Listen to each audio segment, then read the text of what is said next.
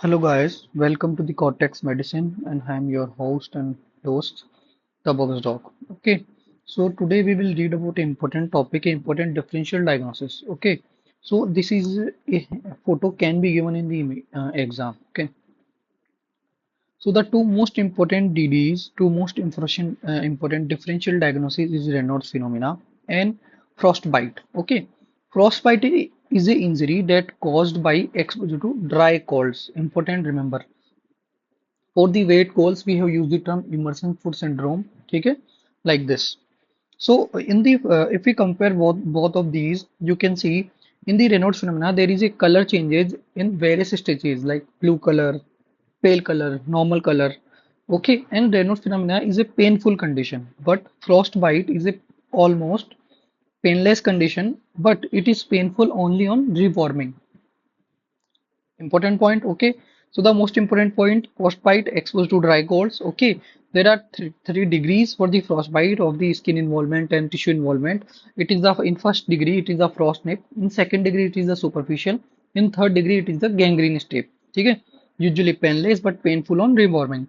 Raynaud's phenomenon is painful, as I told. In the both disease the concept is vasospasm of the blood vessel. Okay, so, what are the etiologies? What are the causative factor for the Raynaud's phenomena? It is either the anxiety, stress, cold temperature can be a cause, vibration or injury, like someone is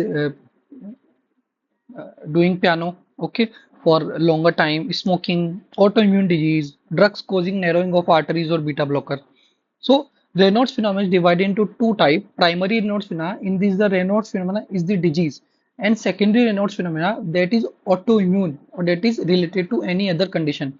Like limited sclerosis, Raynaud's phenomena is there. Okay, in these conditions, they will tell the history of uh, related disease like rheumatological disease or something.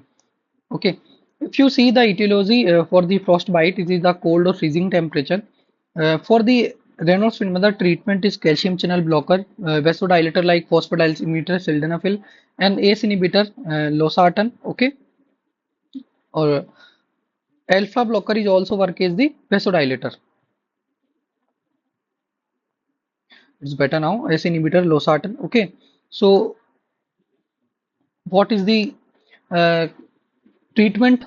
And this was the question in the NEET PG exam. The treatment is extract from cold place where the patient is getting freezing temperature. Remove that part from that place. Rapid rewarming. The temperature of rapid rewarming is 37 to 40 degree centigrade. It was the NEET PG PYQ. Continuous water flow होना चाहिए and water bath कहते हैं. Rapid warming का mean है water bath in continuous water flow. It is the 37 to 40 degree centigrade. Antithrombotic or thrombolytic therapy, if you think that there can be a thrombosis, sepsis precaution, clean the area with antiseptic and all, TT, a dose of TT, tetanus toxin, and look for compartment syndrome. And in the last, if nothing seems normal, like it is the third stage, deep gangrene is settled, you have to do cut the part. Okay. So EC in the ECG hypothermia ECG is famous. That ECG wave is called Osborn wave on ECG. Okay, remember Osborn wave or J wave. It is not the pathognomic for the hypothermia, but it is the most specific for hypothermia. Okay, also seen in hypercalcemia, Brugada syndrome. Remember these terms. Osborn wave. It is a notch, like a notch just after the QRS complex end, and a upward deflection is Osborn wave seen on the J point. Okay, J point and J wave is different. It is seen mostly in the V2 to V5 beats. Okay, the size related with degree of hypothermia. Bilkul yes, more the Osborn wave size, more the hypothermia, more severe the hypothermia. For the moist cold, I told you the term immersion foot syndrome or the trench foot. It is seen in the Navy officer or sailors who are in close contact with water.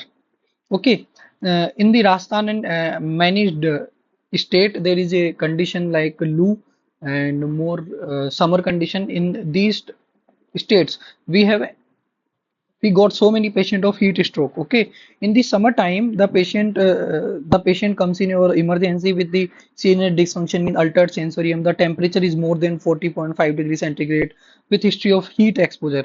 In these patient in postpartum, the postpartum caloricity is seen. Okay, In these patient means altered sensory patient, the core temperature more than 40.5, heat, history of heat exposure. In these triad, mm, there can be patient lack of sweating, but exception is there, like the farmer who is doing work in the heat in the field in the afternoon.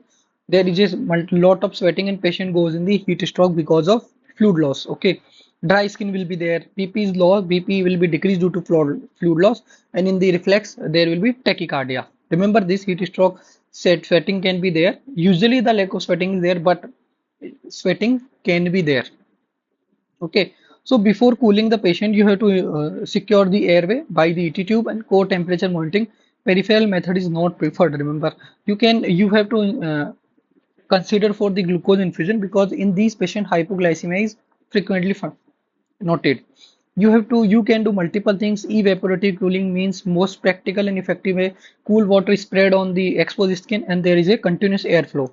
Immersive cooling for the younger patient, but side effect is vasoconstriction and shivering.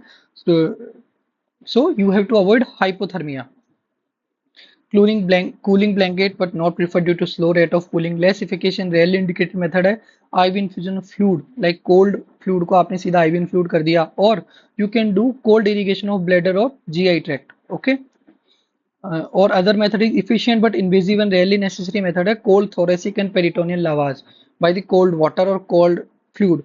Endovascular cooling by is the effective cooling. These are the methods and these are the important points regarding to temperature. Okay, I hope you love it. Thank you. Keep following, keep sharing, keep reading.